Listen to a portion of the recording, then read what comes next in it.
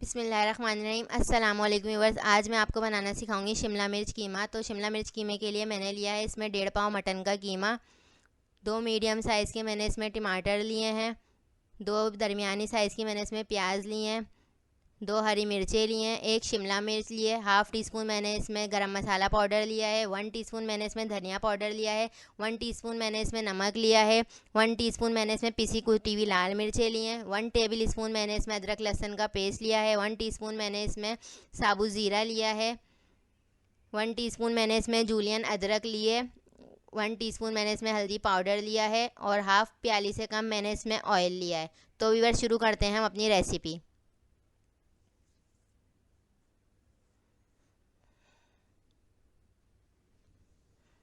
Viewers میں اس کو cooker میں پکاؤں گی، اگر آپ لوگ اس کو پتیلی میں پکائیں تو سیم اسی طریقے سے پکائیے گا، بس اس کا کوکنگ پروسیس تھوڑا زیادہ ہوگا۔ تو میں نے اپنا فلیم آن کر لیا ہے، فلیم آن کر کے ہم اس میں اپنا قیمہ شامل کریں گے۔ ٹماٹر، پیاز،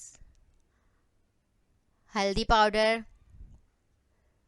پسی ہوئی کٹی ہوئی لال مرچیں، دھنیا پاؤڈر، نمک، زیرہ، لہسن ادرک کا پیسٹ اور آئل، ان سب چیزوں کو شامل کر کے ہم اسے اچھی طرح مکس کریں گے۔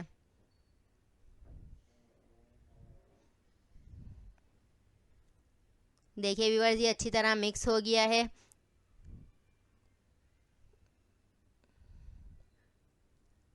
اب ہم اس میں اپنا 1 پیالی پانی شامل کریں گے۔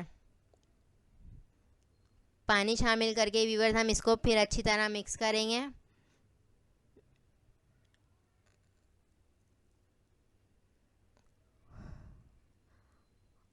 اور اس کو ڈھکن لگا دیں گے۔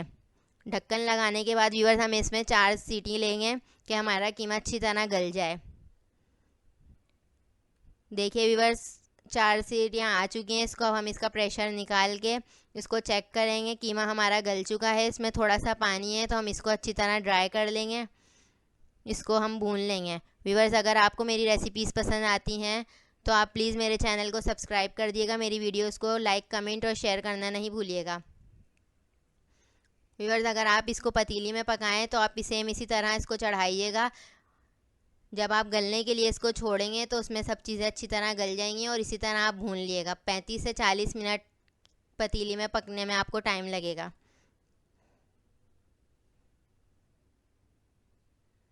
ویورز، اب ہم نے اس میں ہری مرچیں شامل کر دی ہیں، ہری مرچیں شامل کر کے ہم اس کو اچھی طرح مکس کریں گے۔ دیکھیے ویورز، یہ اچھی طرح بھن گیا ہے، اس کا آئل اوپر آ گیا ہے۔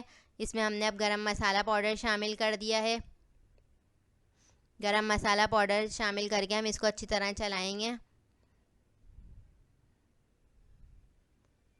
اور اس کا فلیم ہم سلو کر دیں گے۔ ویورز، ہم نے اس میں اپنی شملہ مرچ شامل کر دی ہیں جو میں نے کیوبز میں کاٹی تھیں۔ ویورز، اس کو اچھی طرح ہم مکس کر کے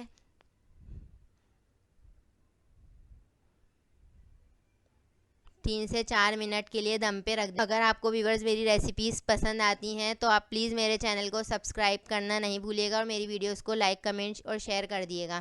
دیکھیے ویورز، یہ ہمارا اچھی طرح تیار ہو گیا ہے۔ اب ہم اس کو سرو کریں گے۔ ویورز، ملتے ہیں آپ سے نیکسٹ اچھی سی ریسیپی میں، جب تک کے لیے اللہ حافظ۔